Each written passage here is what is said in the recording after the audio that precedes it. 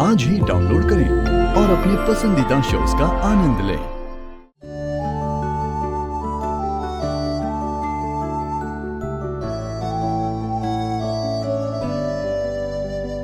सचिन, बेटा वो पता लगा वीडियो असली है कि नकली?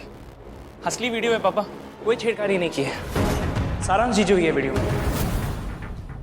ये पोस्टमार्टम रिपोर्ट भी असली है, हमने हॉस्पिटल जाके पता की है। यानी सारांश ड्रग्स के नशे में गाड़ी चला रहा था, इसलिए एक्सीडेंट हुआ है। अपनी बेटी के गुनाहगार हम हैं, हमसे गलती हुई है साधना। हम आशीष के कहने में इतने अंधे हो गए कि बिना जांच पड़ताल के अपनी बेटी भी आती। आशीष से तो हम बाद में निपटेंगे।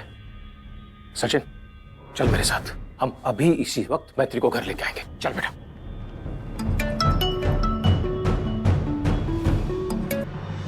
मैत्री तू ठीक है ना बेटा?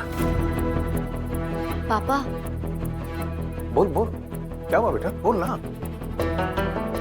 पापा बस एक अच्छी खबर देनी थी आपको। वो दरअसल नंदू आज घर आ रही है। अब उसका इलाज यहाँ घर से ही होगा। इतने दिन बाद मेरी दोस्त मुझसे मिलेगी, कितनी बातें करनी है उससे, छोटू के बारे में, अपने बारे में। पापा मैं बस यही कह रही थी कि अच्छा पापा, छोटू तिवारी उठ गया, मैं आपको बाद में कॉल करती हूँ। हाँ ठीक है बेटा।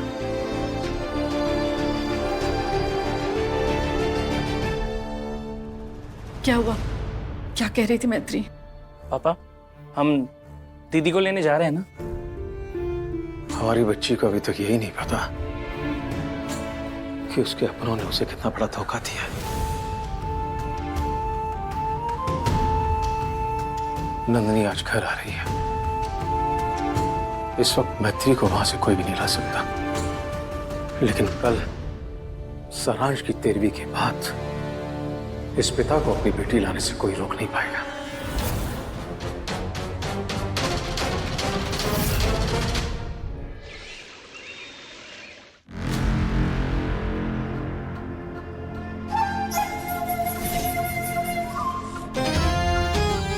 कुसुम, तुम ये लाल रंग के साल के साथ कहाँ जा रही हो? नंदिनी घर आ रही है, उसे कभी भी होश आ सकता है। सारांश के बारे में उसे कुछ नहीं पता, और अगर मैत्री को उसने सफेद कपड़ों में देख लिया तो उसे बहुत बड़ा सदमा पहुंचेगा। हाँ बाबूजी, वो डॉक्टर ने कहा था कि नंदिनी के लिए ये जरूरी है कि घर का माहौल थोड़ा हल्का और खुशनुमा रहना चाहिए। संभाल के ले चलो।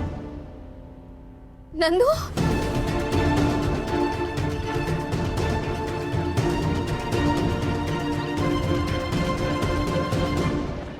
मैं सफेद साड़ी पहन के नंदू के सामने नहीं जा सकती। अब क्या करूं?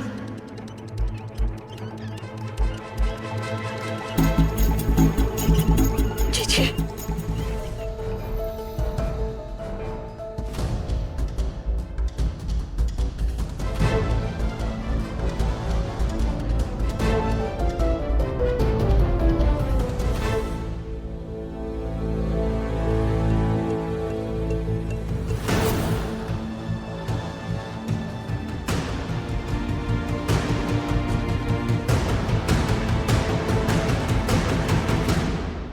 किसी के होने का एहसास तब होता है जब वो अपने आसपास ना हो। पिछले 13 दिन से तू अस्पताल में, या तेरे पीछे घर में जो कुछ भी हुआ, उससे हमें समझ में आया कि हमारी और इस घर की असली बहू तू ही है। अब तू जल्दी उठ के खड़ी हो जा बेटा, अपने बच्चे को तू संभाल। नंदू तू संभाल। गलत गोद में बच्चा रोता हुआ हमें अच्छा नहीं लग रहा। डॉक्टर साहब, बहू को उसके कमरे में लेके चलते। आइए इस तरफ कमरे में।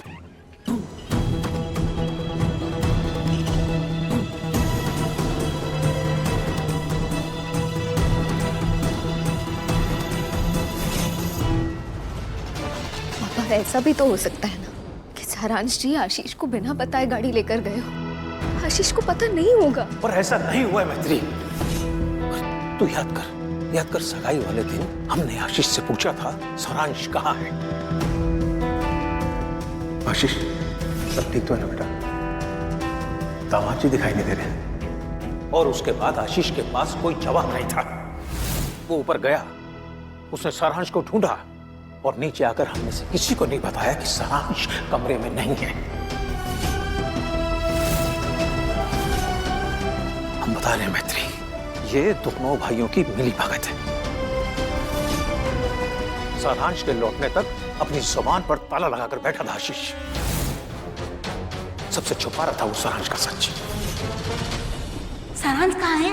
पंडित जी ने कहा है कि उसकी कुंडली के हिसाब से हर काम मुहूर्त पे होना बहुत जरूरी है। मुहूर्त से जरा भी ऊपर नीचे हुआ तो कुछ अशुभ होने की आशंका है बेटा। बुला उसको, फोन कर कुछ। नहीं पापा, आशीष ऐसा नहीं कर सकता। अरे पर ऐसा ही किया है उसने। तेरे चाचा को भी नशे के बाद में मीठे की तलब लगती थी। और तू याद कर वो सगाई का दिन सारांश किस तरह से मीठे पे टूट पड़ा था। अजीब तो मुझे भी लगा था।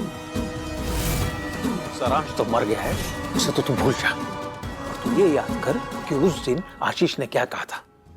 अरे वो लंदन में मिलते नहीं होंगे ना, जब तक मन ना भर जाए तब तक खा। उस दिन भी आशीष अपने भाई के सच पर पर्दा डाल रहा था बेटा।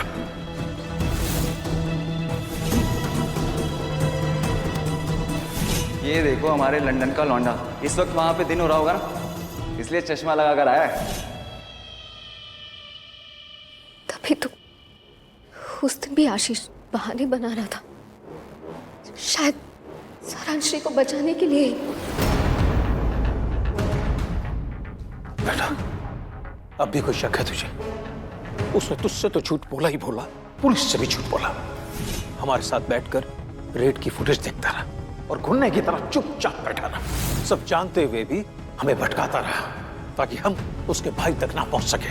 अगर हम ये पता लगा सकें कि कल शहर में कितनी शादी हुई थी तो। बहुत मुश्किल काम है अंकल, इमेज क्लियर नहीं है। इतनी देर से मैत्री और दिनेश अंकल क्या बात कर रहे हैं? कहीं सारांश के बारे में बात तो नहीं कर रहे? वसुंधरा जी ने मैत्री के साथ साथ अंकल और आंटी जी को उल्टा सीधा तो नहीं बोल दिया?